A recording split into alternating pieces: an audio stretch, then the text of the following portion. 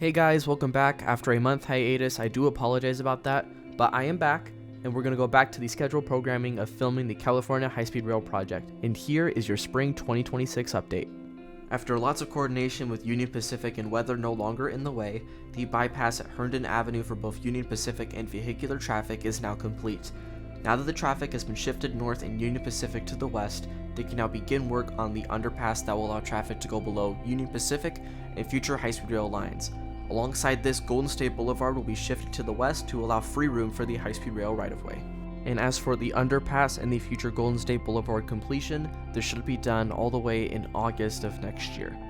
Speaking of Golden State Boulevard realignment, just north of Ashland Avenue, you can see Golden State Boulevard prep work almost complete with brand new pavement now in place.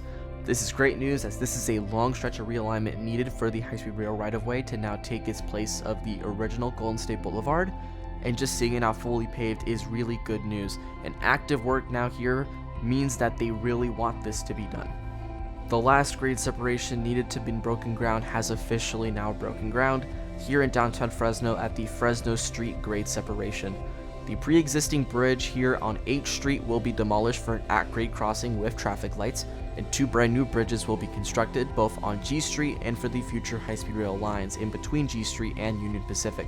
The pre-existing ramps will be demolished now for the at-grade crossing, as I mentioned previously, and this should be open to traffic in June of next year. Just south of there, drainage work is underway where Mono Street once stood. This is great news, as they are probably prepping the work needed to complete the right-of-way prior to track installation. As for the IPB walls, I am assuming once the drainage work is done, the IPB walls will be connected between each other where Mono Street once stood. Road work and sidewalk work where G Street and Mono Street once connected is now underway, being great news for pedestrians once it's all done. On May 18, 2026, the California High-Speed Rail Authority announced the completion of the final grade separation here in Madera County at Road 26. This will serve as a 3-lane roadway, allowing traffic to go above both the BNSF tracks and the future high-speed rail lines. This will make it safer for both vehicles and pedestrians to cross the tracks next to the Amtrak station. Since my last video of the Shaw Avenue grade separation, all 36 of the precast concrete girders needed for this superstructure are in place.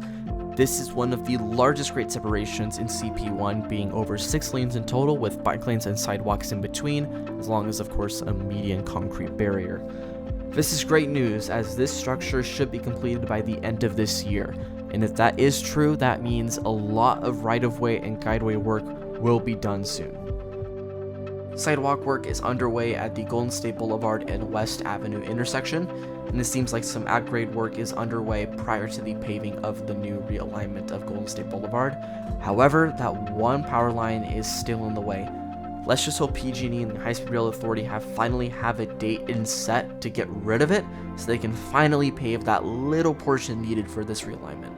As for McKinley Avenue, you can see the eastern embankment is pretty much now finalized, which is great news for paving in the future. And you can see the little part of Golden State Boulevard that still needs to be shifted to the west, and once they can do that, they can finally complete the last set of columns needed for the McKinley Avenue grade separation. Just north of the Belmont Avenue grade separation is the ramp going below grade level for the Fresno Trench. Excavation of where the secant drilling has been for a couple months is now underway, showing really how it'll look once trains go below grade level. Speaking of excavation, just north of State Route 180 with the passageway that goes below the freeway, excavation is now underway, finally next to the Y for Union Pacific.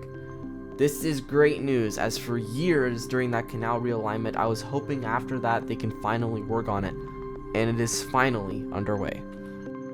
On Belmont and Safford Avenues, just east of the Belmont Avenue grade separation, traffic lights are being installed. This did not exist previously prior to the demolition of the underpass, which means this is going to be a much safer intersection for the people that live in this part of Fresno. A structure that is around 95% completed and should be done within the next month or so, is my estimate, is the Conejo Viaduct. This will allow high-speed trains to go above both BNSF and Conejo Avenue. This structure has been in the works since 2020, and this is a really major step for guideway work to be done.